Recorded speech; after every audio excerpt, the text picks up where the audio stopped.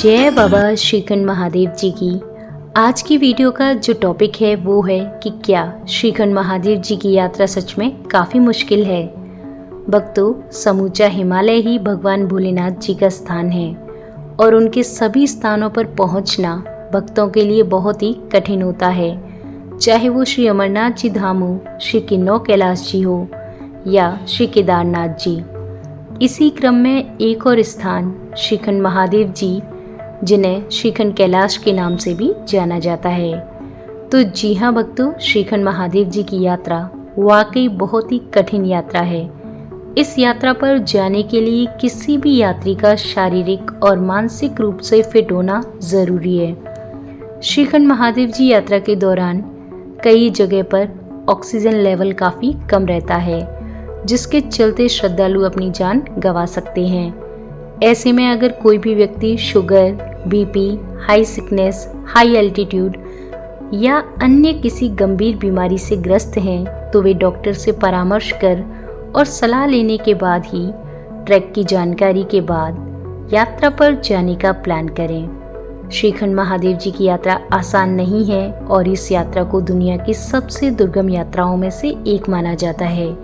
श्रीखंड महादेव जी हिमाचल प्रदेश के कुल्लू जिले में 18,570 फीट की ऊंचाई पर स्थित हैं। इस यात्रा के दौरान भोले बाबा जी के दर्शन के लिए भक्तों को लगभग 32 किलोमीटर की कठिन यात्रा तय करनी होती है।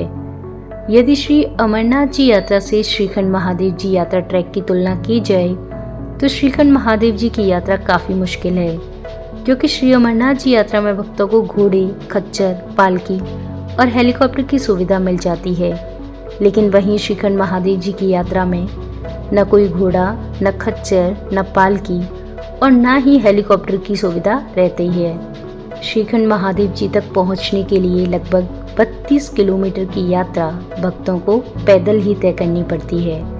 श्री अमरनाथ जी यात्रा में जहां लगभग 13,800 फीट की ऊंचाई पर चढ़ना होता है, वहीं श्रीखंड महादेव जी दर्शन के लिए 18,570 फीट की ऊंचाई पर चढ़ना होता है।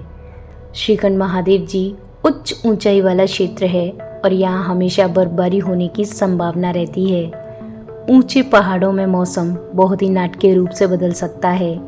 कभी बर्फबारी, कभी बादल, कभी तेज हवाएं, कभी बारिश, कभी धूप। तो यात्रा के दौरान आपको शारीरिक और मानसिक रूप से मौसम परिवर्तन के लिए भी तैयार रहना चाहिए। श्रीखंड महादेव जी की यात्रा लगभग 5 से 6 दिनों में पूरी होती है और यह रास्ता चट्टानी इलाकों, खड़ी पहाड़ी ढलानों, बर्फीली चोटियाँ, ग्लेशियरों और नदी नालों से होकर गुजरता है। श्रीखंड महादेव जी यात्रा ट्रैक काफ़ी सकरा एवं दुर्गम है। कई ग्लेशियर और कठिन चुनौतियों को पार करने के बाद ही भक्त श्रीखंड महादेव जी के दर्शन के लिए पहुंच पाते हैं। श्रीखंड महादेव जी की यात्रा करने के लिए भक्तों में भोले बाबा जी पर अटूट विश्वास, बहुत ही दृढ़ संकल्प और सकारात्मकता का होना अत्यंत आवश्यक है। यात्रा के दौरान आप बिल्कुल भी हिम्मत ना हारें, भोले बाबा जी पर अपना पूर्ण विश्वास बनाए रखें और छोटे छोटे कदमों से यात्रा करें। यदि श्रीखंड महादेव जी यात्रा से पहले आपने कोई भी यात्रा या अन्य कोई भी ट्रैक नहीं किया है, तो हमारा यही सुझाव है कि इस यात्रा के लिए आपके पास कुछ अनुभव होना चाहिए।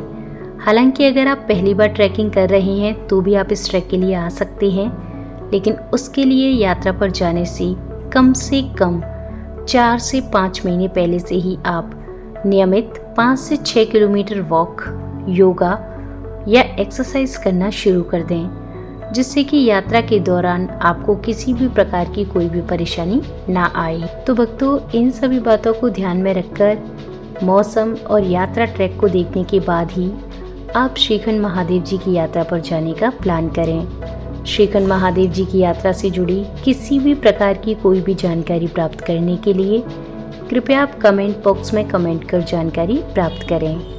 भोले बाबा जी के आशीर्वाद से हमारी पूरी कोशिश रहेगी कि हम जल्द से जल्द और सही जानकारी आप सभी भक्तों तक पहुंचा सकें। जय बाबा श्रीखंड महादेव जी की।